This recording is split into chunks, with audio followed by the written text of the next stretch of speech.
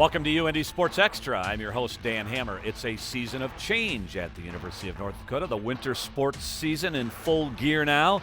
Coming up on tonight's show, we'll be joined by both basketball coaches. Men's coach Brian Jones is with us in just seconds. A little bit later in the show, women's head coach Travis Brewster is on the docket as his team begins a 4-game homestand. We'll update you on University of North Dakota women's hockey player Lisa Marvin, who was involved in a car accident a little more than a year ago. She's working her way back into the game. And we'll be joined by John Santiago, the North Dakota freshman running back who led all freshmen in the FCS in rushing this year and became the first running back in the 53-year history of the Big Sky to lead that conference in rushing. That's all on tap in the next half hour here on UND Sports Extra. Our leadoff man is the head men's basketball coach Brian Jones, fresh off his team's date with Northern Iowa this past Saturday. Coach, you've been on the road seemingly for most of the season. Give us an overview of the very young part of this season. Well, I truly love our team. I think what we've seen, we've shown ability to compete at a high level. Then we've shown our youth at times. Sure. But I think we got 5 non-conference games left, and I think we're going to continue to work through some things. By the time the Big Sky gets around, you're going to see a team I know that's going to really surprise some people. So I really like what we have, but it's right now there's a lot of growing pains because they have to understand what it takes consistently, how to compete and how to prepare the right way. You know, one thing I noticed Saturday against Northern Iowa, and I think your fan base has noticed it too here, just the body language of your team, your individuals, how they interact with each other, and never seeming that, things may not be going great right now, but we're not going to turn on each other. We're here for each other. No, that's what's different from last year, and that's why I love this team because they're young, but we have great leadership in Clinton Hooker and Dustin Hoball. But it's not just those two guys. It's our freshmen are even stepping up and voicing an opinion, which hasn't always happened. Sometimes when you have freshmen, they're a little fearful because of their grade and their lack of experience at the college level. But this is what's different about this team. They're great kids. We love coaching them every day. And probably that's why I was disappointed with, you said a date. I guess my date would ask for a refund after that game. But because of the effort, I know they're better than that, and they're tougher than that, and they just got smacked in the mouth, and they didn't respond the right way. But that's youth, and that will get better. So I think we've had a great 2 days of practice getting ready for our next game, but it's a process, but I really like where we're going. Is the team's identity being built, and what do you see that identity becoming? The identity, to me, it does base on our competition, our level of the chemistry and the trust in one another. Obviously, we're going to go as Clinton Hooker goes. Sure. And I think, but we do have some new faces in Cortez Seals and Rick Bernstein who can give us some things, and even Gino Crandall. You haven't seen the best of him yet. Yeah. They're still 5-6 games into their college career, so there's going to be some times where we don't look very good. But I think the identity for us, we're going to be very versatile on both sides of the basketball. We're going to have some opportunities to play small and athletic, some opportunities to play a little bit bigger, and hopefully get a more of a post presence than what we've had consistently, but that's still a work in progress. I want to follow up on a couple of young men you mentioned. Of course, Cortez Seals. This is your true freshman from North Scott High School in Eldridge, Iowa. He knows how to win big time, and he was a 3-time All-State performer. He seems like a guy that plays above his years, even at this young point of his freshman season. He does. He's an old soul, as I say. Yeah, that's a great way to put it. He allows the game to come to him. He's never too fast. He's never sped up. There's times I wish he'd be more aggressive because he is that talented. Yeah. But give him a lot of credit because he just allows the game to come to him. You mentioned Gino Crandall. You redshirted Gino last year. Again, a guy with big-time credentials, led De La Salle to 3 consecutive state championships. Is his bar still, in your opinion, very high for this coming season? It is. He's not healthy right now. He's had a leg injury all fall, and he's dealing with that. It's just one of those things he's going to have to play through for the entire season. He's not where he he's a redshirt. There's guys, even Rick Bernstein's coming off a year off, so they're still getting some of that rust off. But when he's at a high level, when he's got that motor and athleticism, our game, our team, our offense and defense will go to a different level. He's got such a high IQ, and he's talented and he's hard on himself, but there's still times where you gotta allow yourself to grow into the season. Coach, in our final minute with you, what are you looking for out of these final 5 non-conference games before the Big Sky? Well, one, they're all winnable. I think we can go and win if we shown the competition and the execution and discipline we showed down in Florida. We played at a pretty high level down there. Our fans didn't get a chance to see that against Northern Iowa. That's what's unfortunate. But I expect us to come out and understand we've tried try to keep things simple. What's getting us beat right now, and it's more about not allowing their lack of shot making to affect their energy at both ends, not just the defensive end but the offensive end. The shots are going to come and go, and we got to keep attacking. We just got to be able to finish. Going to be a fun team to follow this year, and I can hear the optimism in your voice. Well, so I think that's going to be a fun group to watch. We had a tough one the other day, but I came back to work the next day. I'm excited about this group. I love coaching them every day. They're great kids. Good chatting with you, Coach. Alrighty, thank you. All right, coming up next on UND Sports Extra, Lisa Marvin recovering from a nasty car accident a little more than a year ago. UND Sports Extra on Midco Sports Network is presented by the University of North Dakota, RideLCars.com, and Farmers Union Insurance. We have some encouraging news about University of North Dakota women's hockey player Lisa Marvin. A little more than a year ago, Marvin was involved in a car accident on Gateway Drive. There were some concerning times. Her hockey career was put on hold. But as Marty Mueller tells us, Marvin's health is improving, and there's a good chance she'll someday return to the game she loves. I don't remember much about that day. November 17th, 2014. A day not unlike this, but one that would change a young woman's life forever. I do remember all my teammates and all my family being in the hospital and just surrounding me and making the best out of a bad situation. After an early morning practice, Lisa left the Ralph for home, but she wouldn't get there. Her pickup ran out of gas and stalled in the road. As she was refueling, a car struck her, sending her flying through the air and onto the pavement. A shattered right arm and blown out knee meant Lisa's playing career could be over. That wasn't on my mind at that time.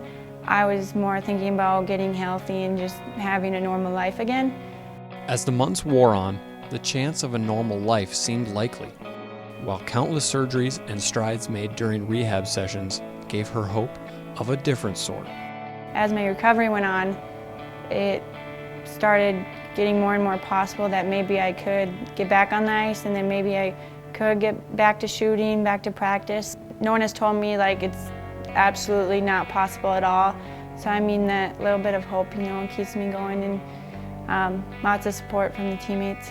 The team has been by her side from day one, and what were then constant hospital visits have now turned into workout sessions. The big part was just they were always there. They were always, from my mom telling them they had to leave the hospital room because they needed to get some sleep, and to skating with me when they don't have to. Like, they've always been there through the whole thing. Their support has made Lisa's recovery manageable. Now, just over a year since the accident, she is regaining strength, feel, and most importantly, confidence. For my on ice, I've been skating a lot with Peter Elander, our coach. He's been great working with me on the ice, and you can tell he gets pumped up every time I shoot a little harder or skate a little faster, and he's been awesome on the ice with me. While a return to game action is still a ways away, the motivation to keep working is all around her. I get nice letters from people I don't know, and it makes me feel awesome that someone believes in me that I don't even know. A community that rallies around its university has found a special reason to reach out to a strong young woman on her road to recovery. Marvin has been working on ice regularly with UND assistant coach Peter Elander. Coming up next, he led the nation in rushing for all freshman running backs in the FCS. John Santiago joins us on UND Sports Extra.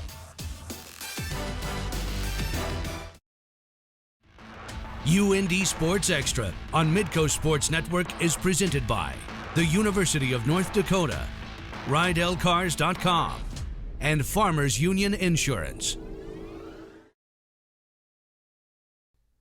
Welcome back. The book has been closed on the UND football season, but our next guest had a phenomenal season, a record-breaking season. We welcome to UND Sports Extra true freshman running back John Santiago. John, thanks for your time. Thank you, guys. You've had a little time to think about the season now. When you're in the middle of the season, you're busy with the schedules and preparation and games. As you reflect on your season personally, this record-breaking season, what comes first to mind for you? I mean, there's a lot of hard work put into the whole season. I mean, for me personally, I think I've been improving each week, and it's just a matter of taking everything week by week. But Yeah. I think it's getting better each week. The first true freshman in the 53-year history of the Big Sky Conference to lead the conference in rushing, 1,459 yards rushing, 2,159 all-purpose yards. That's a UND single-season record. You could have never written the script considering what happened at the beginning of fall camp and you going in thinking, I'm going to be a wide receiver, injuries happen, you're thrust into the running back situation. You never look back from there. Oh, no. I mean, it was my opportunity to step up, and I had to prove what I had at running back. I mean, I played it throughout high school, and it's a matter of getting back to the ropes and getting my feet wet again. And then it was a little rough at first, but got in the groove of things, and I think I got better each week. Well, it sure seemed like it. We saw you evolve, John, through the course of the season. As you look back now, in what areas did you become a better running back as the season progressed? I mean, meeting with my coaches after the season ended, they were talking with me, and they said I've been getting smarter each week, and I'm maturing. And How so, when you say smarter? Reading my offensive linemen and just getting used to them and getting used to how they're going to block things and how things are going to look up front. But I've been getting smarter, and then I think I've been maturing throughout the season, getting rid of the high school habits. That's a big transition in itself, isn't it? Oh, yeah. Running back coach Kevin Maurice, how influential was he, and what type of things did you pick up from him from a teaching process during the course of the year? Oh, Coach Maurice is a great coach. I mean, he's taught me a lot of sentimental things, and again, teaching me to mature and just a whole new level, and teach me that everything's going to be faster and everything's going to be like, people are going to be stronger. Let's talk about this, the stiff arm. It became a real part of your arsenal as the season went on, correct? Oh, yeah. I mean, my upper body has been stronger than my lower body, I think, my whole life. So that was just a big part of keeping people away from me. Do you think you forced defenders into some face mask penalties because of your stiff arm?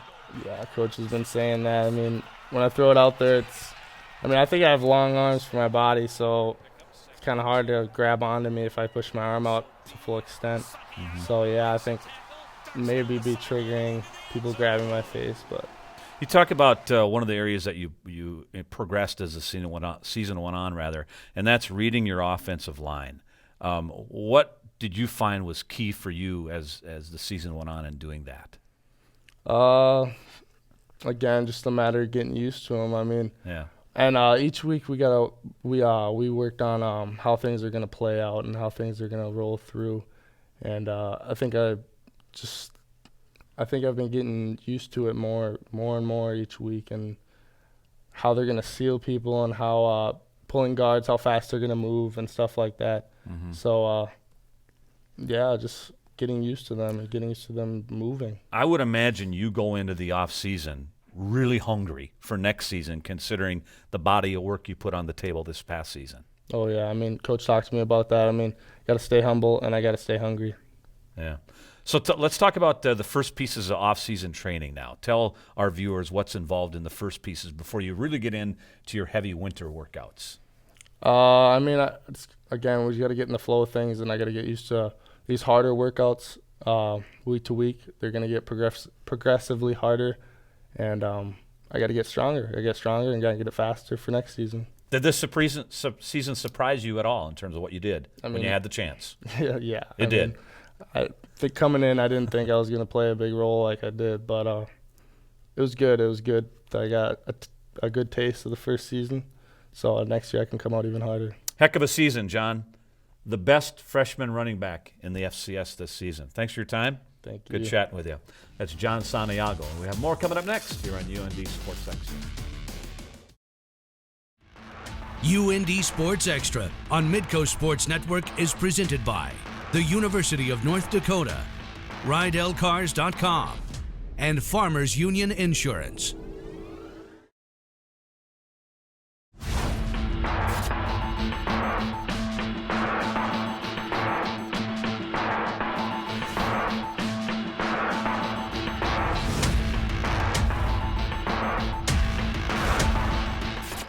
Welcome back. Our next guest has his suitcase unpacked. He's happy to be back home, back in his office, and back in his own arena. The head coach of the University of North Dakota women's basketball team, Travis Brewster. Coach, good to see you. Appreciate having me. Here Good you to be are, home. 6 games into the season. You've only played one home game to this point. This has been a tough schedule for your team. Every team you played, with the exception of one, was a postseason tournament team a year ago. What have you seen out of your team out of these first 6 games? Well, the biggest thing that I've seen is that we can compete, and you see it in spurts. And so now we're working on the consistency of being able to compete at that level at all times.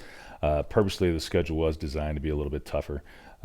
With the younger team, you got to kind of put them out there a little bit and see what happens. Sure. Let's talk about some personnel pieces here. Leah Zabla was slowed at the beginning of the season because of an injury.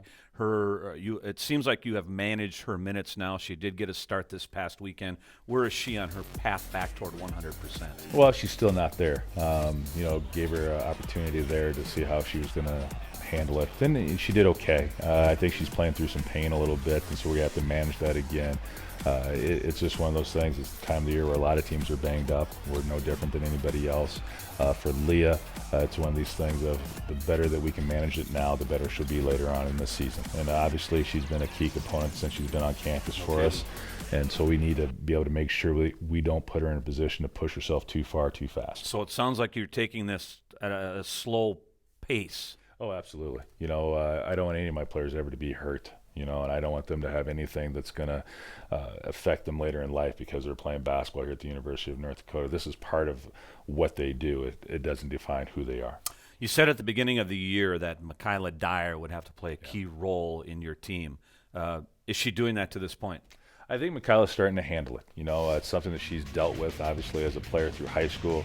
And then transferring here, it kind of slowly starting to build upon her.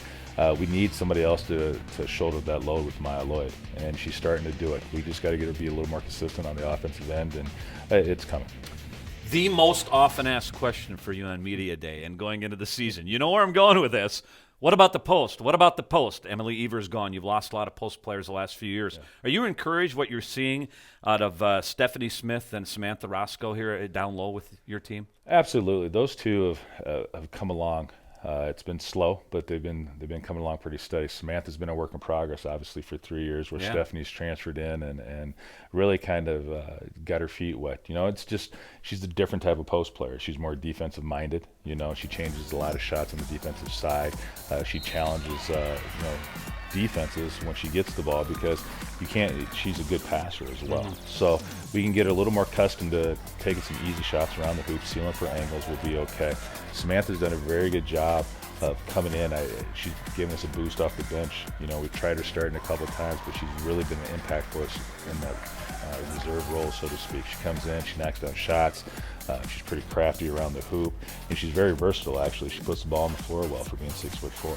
Has she evolved now when it comes to confidence? Yeah, you can see it coming. It's one of those things that for her, it's that first basket. And we've talked about, hey, as long as you're taking the right shot and you give yourself an opportunity to make it go in, it's the right thing to do. And now she's starting to see that a little bit more consistently. Smith is 6'6", as you said, defensive specialist. Roscoe 6'3". As you look ahead to the Big Sky Conference, is that two that could cause some mismatches within the Big Sky? Well, I think it will. I think if you look at how we play the game, they both kind of give something different. And when you got Samantha in, she's a little bit more of an offensive threat. But again, defensively, she's not that bad either. She's averaging 1.5 blocks a game. And usually they're two-hand blocks. She's not swatting shots. She blocks them down. We keep it in play, and we get a chance. Where Stephanie is a little bit more defensive-minded, where she's very mobile. She does a good job of moving her feet. She blocks shots as well. But at the same time, she gets a lot of rebounds just simply because she's taller than everybody else. Sure. She can just kind of jump up there and grab it before they get a chance. Yeah, 5 games remaining before the Big Sky Conference schedule begins. 4 of those 5 at home. Northern Iowa, Western Illinois, North Dakota State, and South Dakota. 4-game homestand coming up here. What are your goals for your team out of this 4-game homestand? Well, the biggest thing is to defend home court. That's what we got to do. The other part about it is we're playing a very good Northern Iowa team who beat Georgia Tech on the road, and now we got to see where we're at again, and they're a like university like ourselves. All right, Coach, good chatting with you. Thanks for the season preview, so to speak, our first chance to visit with you in length here on UND Sports Extra, and we'll see you every week now here as we move ahead in the season. Thank you. We have more next. UND Sports Extra on Midco Sports Network is presented by the University of North Dakota, RydellCars.com, and Farmers Union Insurance.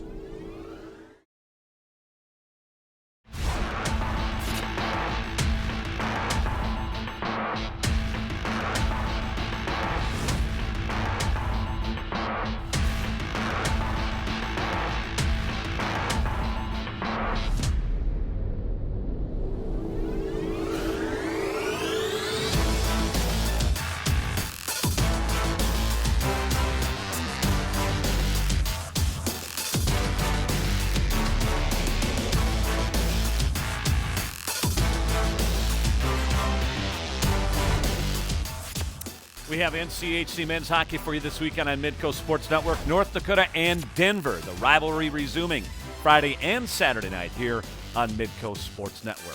Thanks for watching. Stay tuned for North Dakota hockey with Bradbury here on Midco Sports Network.